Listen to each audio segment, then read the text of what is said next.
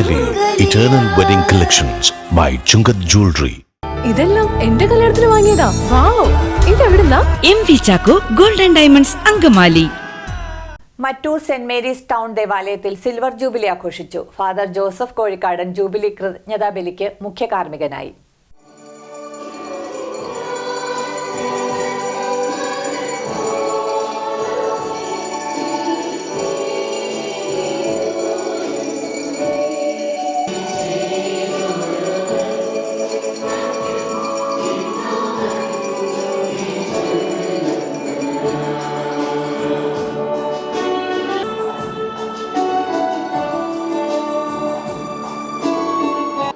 നമ്മുടെ കർത്താവ് ഈശോ മിശിഹായിൽ ആശീർവാദവും സമാധാനവും.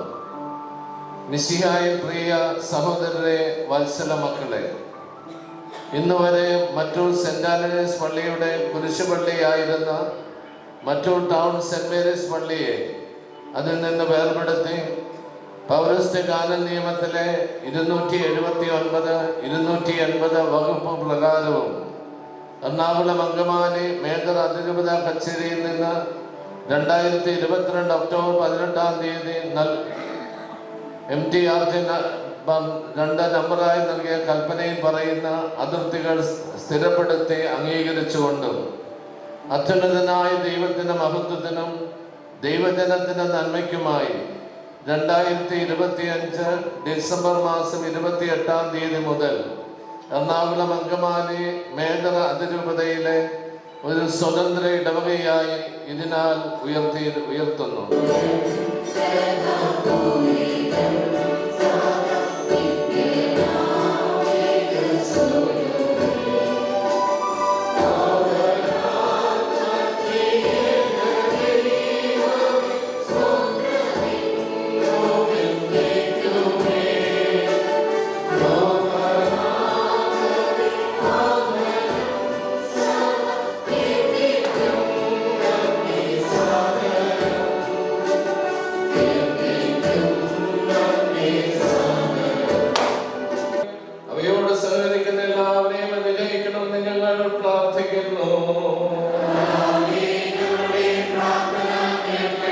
സാമ്പത്തിക വിഷമതകളിൽ നിന്നും ദാരിദ്ര്യ ദുഃഖങ്ങളിൽ നിന്നും ഇടവകളെ എല്ലാവരെയും കാത്തു രക്ഷിക്കണമെന്നും നല്ല കാലാവസ്ഥയും സമൃദ്ധമായ വിളവുകൾ നിലകളെ അനുഗ്രഹിക്കണമെന്ന് ഞങ്ങൾ പ്രാർത്ഥിക്കുന്നു.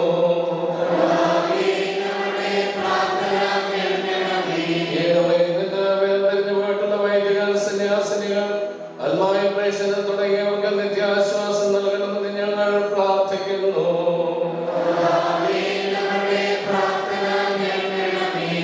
മറ്റൂർ സെന്റ് മേരീസ് ടൗൺ ദേവാലയത്തിൽ സിൽവർ ജൂബിലി ആഘോഷിച്ചു. സമാപന ദിവസമായ ഞായറാഴ്ച വൈകിട്ട് ജൂബിലി കൃതജ്ഞതാബലി ഉണ്ടായി. ഫാദർ ജോസഫ് കോഴിക്കാടൻ മുഖ്യ കാർമ്മികനായി.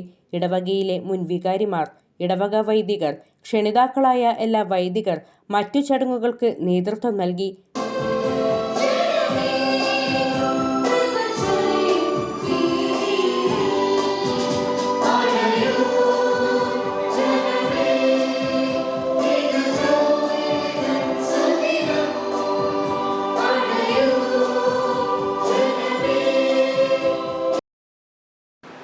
ഒരു സ്വതന്ത്ര ഇടവകയായി പ്രഖ്യാപിക്കുവാൻ തക്കവിധം ഈ ഇടവകയെ വളർത്തിയ, ഇതിന് രൂപം കൊടുത്ത എല്ലാ വികാരിമാരെയും അവരോട് സഹകരിച്ച് പ്രവർത്തിച്ച എല്ലാ വ്യക്തികളെയും ഏറ്റവും സന്തോഷത്തോടെ സ്നേഹത്തോടെ ഓർക്കുകയും എല്ലാവർക്കും ഹൃദയം നിറഞ്ഞ നന്ദിയും അഭിനന്ദനങ്ങളും അറിയിക്കുകയും ചെയ്യുന്നു.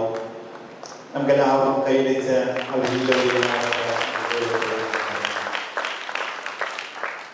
തുടർന്ന് ന്യൂ വോയ്സ് തൃശൂരിന്റെ light and musical stage show ഗാനമേള അരങ്ങേറി.